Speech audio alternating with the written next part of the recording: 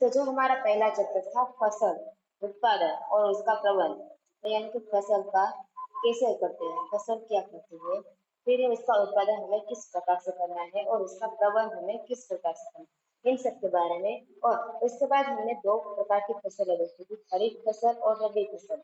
और खरीफ फसल यानी जो वर्षा ऋतु में जिसको हम बोते हैं, जिसके बीच हम बोए जाते हैं, उसे कहते हैं खरीफ फसल। और फिर था रबी फसल। तो रबी फसल यानी ठंड की ऋतु में जो फसल उगाते हैं उसे कहते हैं हम खरीफ फसल। इसके बाद हमें कृषि पद्धति के बारे में देखा था। सबको मैं म्यूट और कर देती हूँ।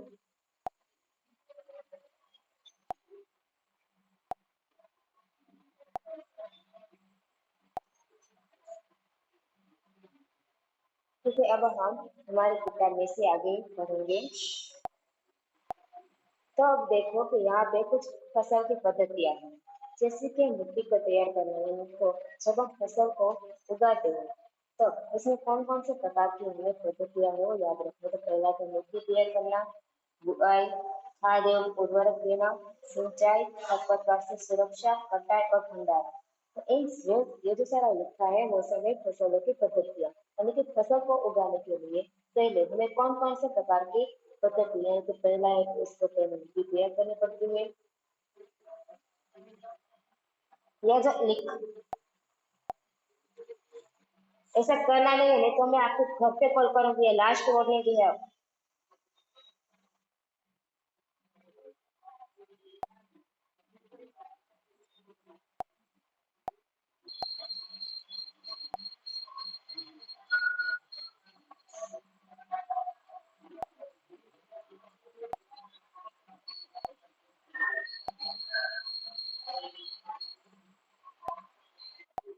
सबको मैं लास्ट वार्निंग दे रही हूँ, अगर किसी ने भी स्क्रीन के ऊपर टच किया तो वो आपका लास्ट लेक्चर होगा। एक बात सब लोग ध्यान से सुन लो, अगर किसी ने भी स्क्रीन के ऊपर टच किया तो उसका ये लास्ट लेक्चर होगा, इसके बाद में कभी उसको क्लास के अंदर ज्वाइन नहीं होने मिलेगी।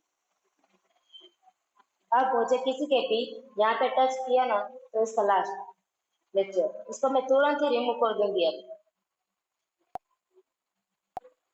यस या नो, एक बार आप चेक द्वारा कोई भी एक मुझे मैसेज सेंड कर दे, मेरी आवाज आ रही है?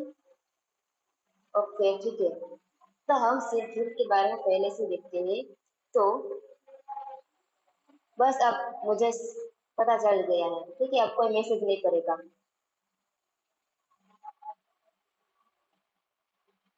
मैंने बोला है कि अब आपको मैसेज करने की जरूरत नहीं है, मुझे पता चल गया है, अब कोई मैसेज नहीं करेगा। तो सीड ड्रिल आजकल बुआई के लिए ट्रैक्टर द्वारा संचालित तो सीड ड्रिल का हम उपयोग करते हैं।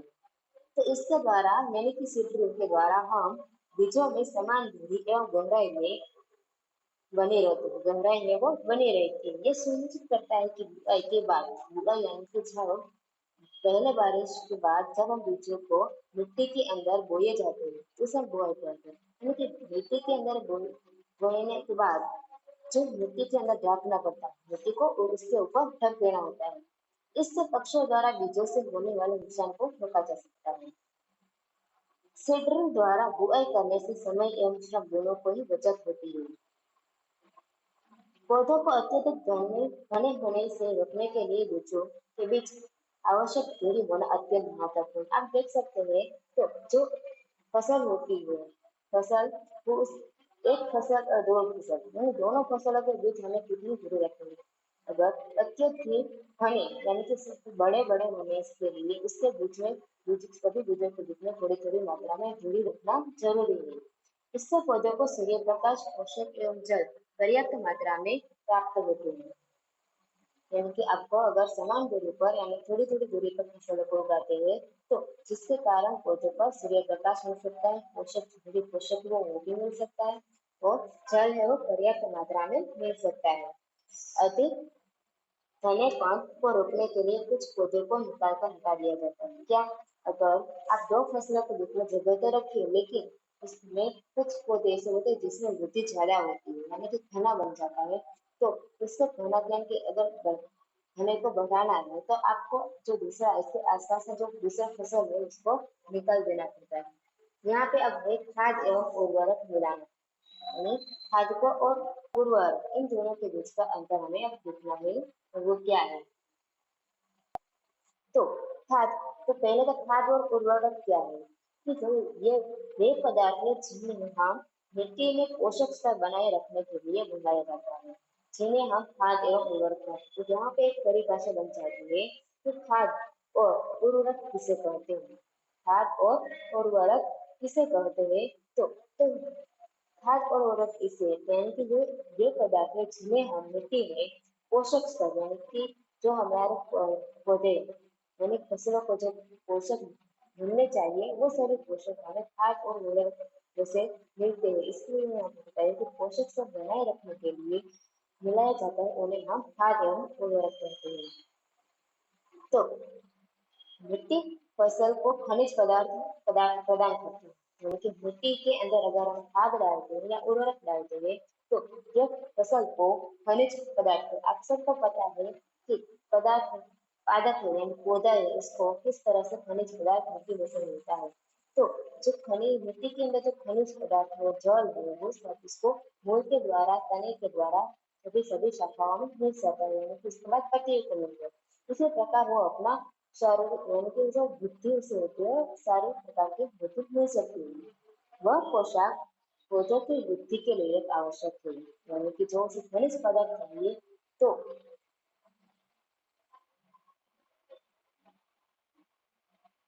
तो यहाँ पे जो उसके खनिज पदार्थ की आवश्यकता होती है तो पौधों की वृद्धि के लिए उसको ये सभी पोषक पदार्थों की आवश्यकता होती है।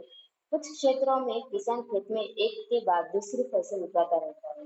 कुछ ऐसे भी क्षेत्र होते हैं जहाँ पे किसान है एक फसल उगाने के बाद उसको फसल जब बड़ी हो जाती है उसे काटने के बाद वो तुरंत ही दूसरी फसल उगाने देता है यानी कि खेत को फसल के बिना रहने नहीं देते यानी कि उसमें अगर एक फसल हो गई है तो उसको काट लेते हैं फिर उसमें तुरंत ही दूसरी फसल उगा लेते हैं।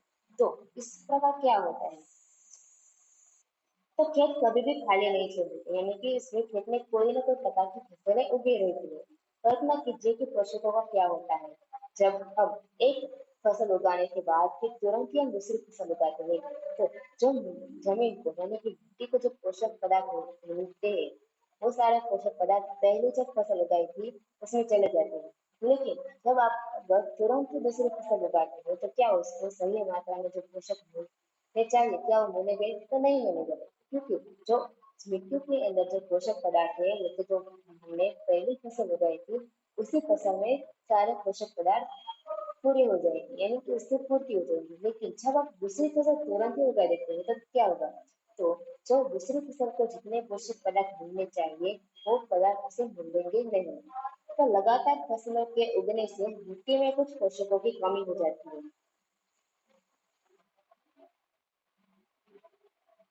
योगी गणेश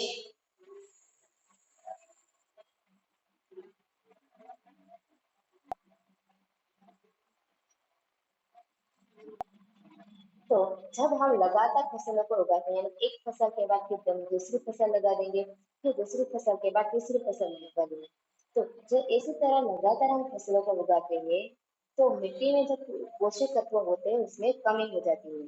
इस चक्र को पूरा करने हेतु किसान खेतों में खाद देते हैं। क्या देते हैं खाद।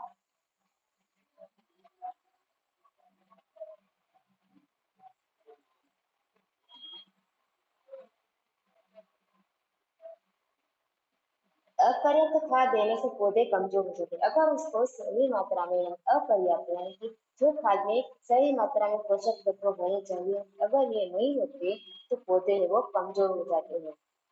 खाद एक कार्बनिक पदार्थ है यानी कि यहाँ पे एक खाद के बारे में लिखा हुआ है कि खाद वो क्या है तो खाद एक कार्बनिक यानी कि जैविक पदार्थ है जो कि पौधों या जंतु अपशिष्ट से प्राप्त होते हैं।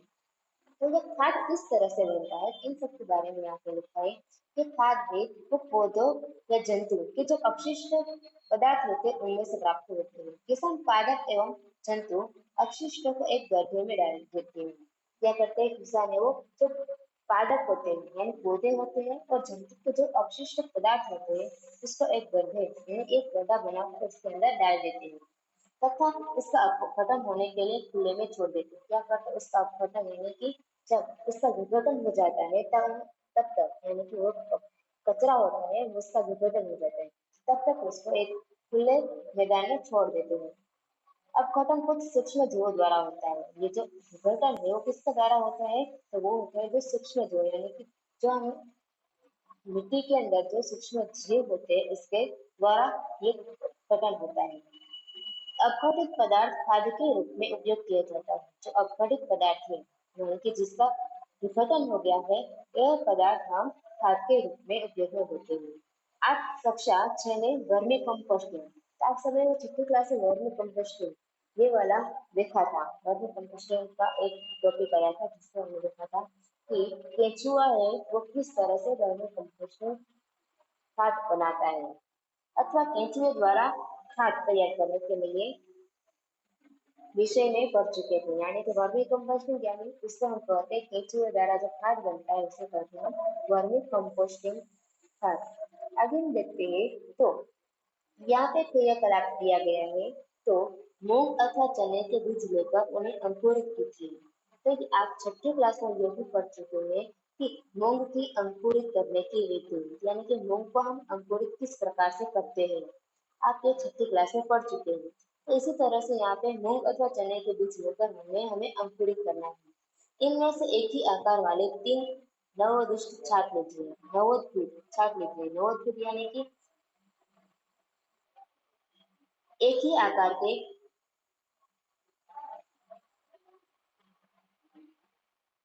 अब हमें फिर इसके 3 ग्लास अथवा ऐसे पात्र लेने हैं जो तीनों के एक समान प्रकार के हों। इन पर ए बी और सी निशान लगा देना है। गिलास में ए में थोड़ी सी मिट्टी लेकर इसमें थोड़ी सी गोबर की खाद मिलानी है। क्या करनी है थोड़ी सी मिट्टी लेकर हमें थोड़ी सी उसमें गोबर की खाद मिला देनी है। गिलास बी में समान मात्रा में मिट्टी लेकर इसमें थोड़ा सा यूरिया मिलाएंगे। यूरिया है वो भी एक खातर है। खातर का एक प्रकार है यूरिया। तो पहले में हमें गोबर डाल देनी है दूसरे में इतनी ही मिट्टी लेनी है जितनी ए ने ली थी तो फिर उसमें यूरिया डाल देना है फिर गिलास में कुछ मिट्टी लीजिए और बिना कुछ मिलाए इसमें कुछ नहीं मिलाना है। अब इनमें पानी की समान मात्रा डालकर सुरक्षित स्थान पर रख लेना है। अब फिर प्रतिदिन हमें पानी देते रहना है। 7 से 10 दिनों के बाद हमें उनकी वृद्धि को नोट करना है यानी कि किस प्रकार की वृद्धि होती है अब हमें उसको देखना है।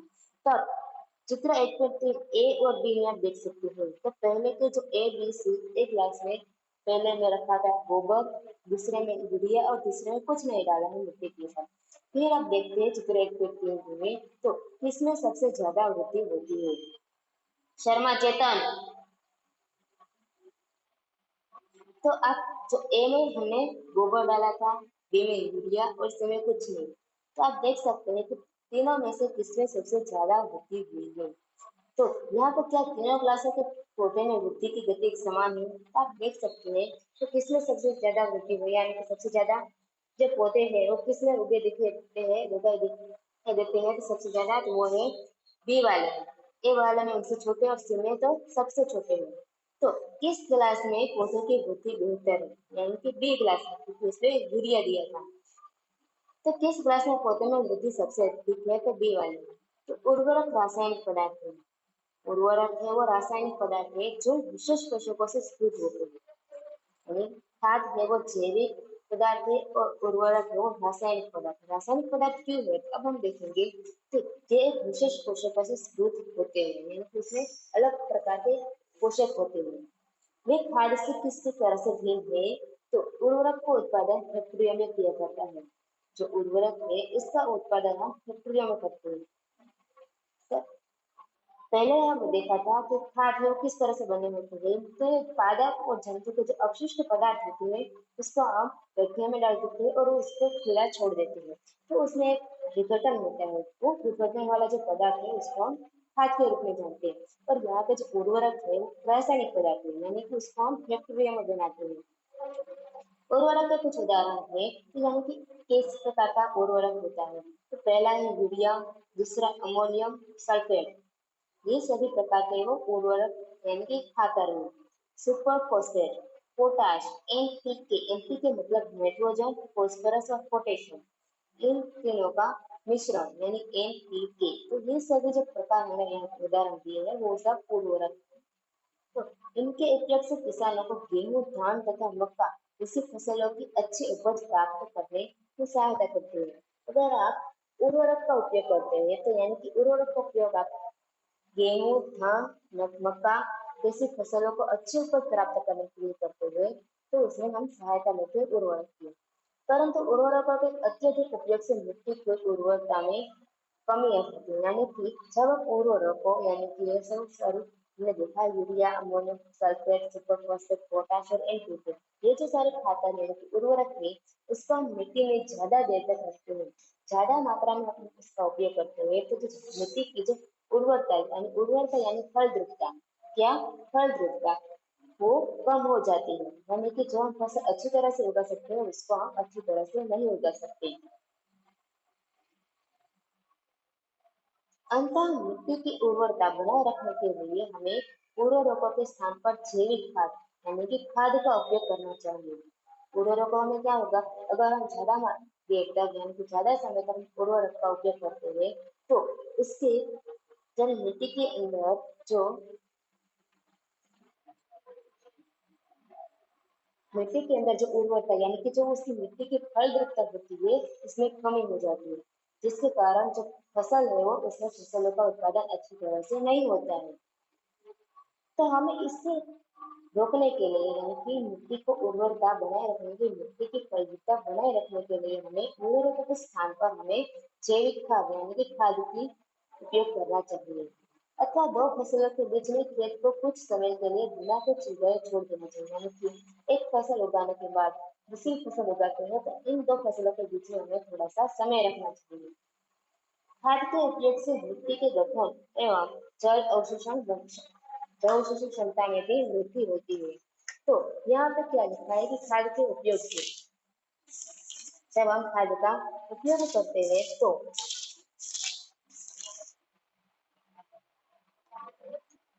जब हम मिट्टी के अंदर मिट्टी के गठन यानी कि मिट्टी बनाने और जल का अवशोषण यानी कि जल में मिट्टी के अंदर जल का शोषण होता है उन सब में वृद्धि होती है खाद डालने से।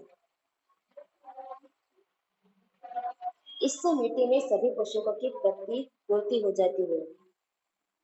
यानी कि जब हम खाद का उपयोग करते हैं तो उसमें जो मिट्टी यानी मिट्टी में जो खाद होता है उसमें सभी प्रकार के पोषकों की प्रतिपूर्ति यानी कि सभी प्रकार के पोषक मिट्टी के अंदर इसका विलय यानी कि उसमें मिश्र हो जाते हैं। मिट्टी में पोषकों की प्रतिपूर्ति का अन्य तरीका है फसल चक्रण। यानी कि हमें किस तरह का फसल उगाना चाहिए, कौन सी ऋतु में कौन सा फसल, कौन सी ऋतु में अलग अलग ऋतु में अलग अलग फसल का उत्पादन करना चाहिए। तो यहाँ पे हमें फसल चक्रण के बारे में बताया गया है। तो यह एक फसल के बाद खेत में दूसरी किस्म की फसल एकांतर क्रम में उगाकर किया जा सकता है। तो यहाँ पे क्या है कि अगर हम एक फसल खेत में उगाते हैं तब वो फिर अगर दूसरे बार में दूसरी किस्म होती है यानी कि दूसरी फसल का हमें एकांत करना यानी कि पहले ये अगर गेहूं का उत्पादन करते हैं तो अगर उस फसल का हम उपज मिल जाती है तब हम उसको काट कर फिर अगर दूसरे फसल उगानी है तो उसमें हम दूसरी कोई उगाते हैं यानी कि आपको अलग प्रकार का फसल उगाना होगा।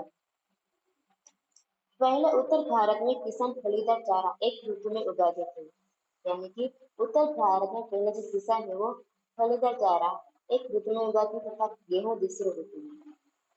इससे मिट्टी में नाइट्रोजन का पुनः चरण होता रहता है। यानी कि जो अगर आप एक फसल उगाते हैं और दूसरी फसल में दूसरा कोई किस्म उगाते हैं तो इसी कारण जो मिट्टी में नाइट्रोजन चक्र है वो इसी तरह पूरा होता रहता है। किसानों को इस पद्धति को अपनाने के लिए प्रोत्साहित किया गया है। दूसरी कक्षाओं में आप राइजोबियम बैक्टीरिया के विषय में पढ़ चुके हैं। तो ये राइजोम बैक्टीरिया है तो ये फलीदार यानी प्रशांत लेग्यूमिन्स पौधे की जड़ों की ग्रंथियों में पाए जाते हैं। ये जो राइजोबियम कहाँ पे दिखाई देता है तो ये जो फलीदार पौधा है उसकी जड़ों की ग्रंथिका यानी कि ग्रंथिका होती है उसके अंदर पाए जाते हैं राइजोबियम। और वायुमंडल या नाइट्रोजन का स्थिरीकरण करते हैं, यानी कि जो वायुमंडल में कि जो वातावरण में नाइट्रोजन गैस है उसको स्थिरीकरण यानी उसके स्थान में जाने देते हैं। यहाँ पे एक हमें उर्वरक और खाद में यानी कि दोनों के बीच का अंतर बताया गया है। तो उर्वरक एक अकार्बनिक लवण है और खाद वो एक प्राकृतिक पदार्थ है यानी कि जैविक पदार्थ है जो गोबर, मानव अपशिष्ट एवं पौधों के अवशेष का विघटन से प्राप्त होता है। और उर्वरक का उत्पादन फैक्ट्री में होता है और खाद खेतों में बनाया जाता है। यानी कि यहाँ पे उर्वरक और खाद के दोनों के बीच में अंतर क्या है इसका तफावत बताया गया है। और बाद में हम देखते हैं तो वो है कि खाद के लाभ। तो लाभ किस प्रकार के खाद से वो है देखते हैं। तो इससे मिट्टी की जल धारण क्षमता में वृद्धि होती है, यानी कि जल को धारण यानी जल को शोषण करने की क्षमता है वो उससे वृद्धि होती है। इससे मिट्टी भूरभूरी एवं सरंध्र हो जाती है। सरंध्र यानी छिद्राणु, यानी कि उसके मिट्टी के अंदर छिद्र हो जाते हैं, जिसके कारण गैस विनिमय सरलता से होता है, जाने के कारण जो वायु में गैस होते हैं उसका विनिमय यानी कि उसके अंदर शोषण करने की क्षमता ज्यादा हो जाती है। इससे मित्र जीवाणुओं की संख्या में वृद्धि हो जाती है। मित्र जीवाणु यानी कि केंचुआ है, उन सबकी संख्या में वृद्धि हो जाती है। इस जैविक खाद से मिट्टी का गठन सुधार होता है, यानी कि जो मिट्टी बनती है उसमें सुधार दिखने को मिलता है। तो यहाँ तक हम समझ रखते हैं। तो उर्वरक और खाद वो हम खेत में क्यों डालते हैं इन सब के बारे में हमने देखा था। और आज का जो होमवर्क है तो वो होमवर्क आप खाद एवं उर्वरक में से ही आपको मिलेगा, यानी कि खाद और उर्वरक किससे कहते हैं। खाद के बारे में हमें थोड़ी सी लिखना है यानी कि संक्षिप्त में लिखना है। उर्वरक और खाद के बीच का जो अंतर है यहाँ पे अभी हमने लिखा है, सारण एक करके एक वो लिखना है और खाद के लाभ जो यहाँ पे लिखा गया है कि खाद के लाभ वो आपको लिखना है। तो ये आपका होमवर्क होगा। और जो आज का होमवर्क है वो आपको व्हाट्सएप के ग्रुप में से मिल जाएगा। तो आज का जो हमारा लेक्चर है वो हम यहाँ पे ही समाप्त करते हैं।